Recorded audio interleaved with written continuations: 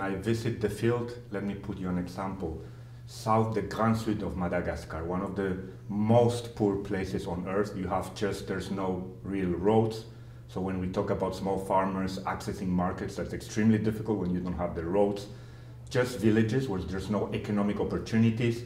And we are trying there to create an environment by which you have many of the young, because they are very young population, trying to not only survive, but actually go beyond subsistence farming, a way of really earning an income, having a decent livelihood. So when I visit those villages, what we try to, as an example, we try to produce is bring women around cooperatives, make them, for example, be able to just process cassava, make it into flour, then being able to sell it to some of the schools so that it produces increased also nutrition for the schools, get some income so that they can sell also their kids to school, or very young training. I mean, I remember a woman of 25 years old, she told me, before this training and before you gave me some of the chickens that then I multiplied many times, I was just wandering through the streets.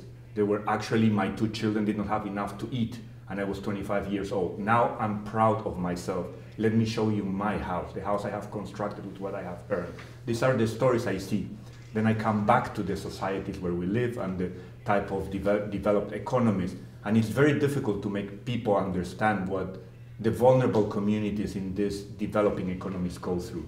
It's just not imaginable. It's like going back in many cases more than 100 years ago. So I understand the difficulty for many of the citizens in these societies to just imagine what it would look like. But I have the peak to many of this type of the impact of the projects that we invest in and how they transform the communities, how they change their lives, how they provide hope and opportunity of receiving an income. And it's very fulfilling. At the same time, I struggle because it's not enough. It's not enough the type of investments we have. If we want people and a growing population in Africa, we're talking about hundreds of millions of people more, doubling from 1.2 to 2.4 billion, to have opportunities, to really have at least a way of generating income. We really need to invest now.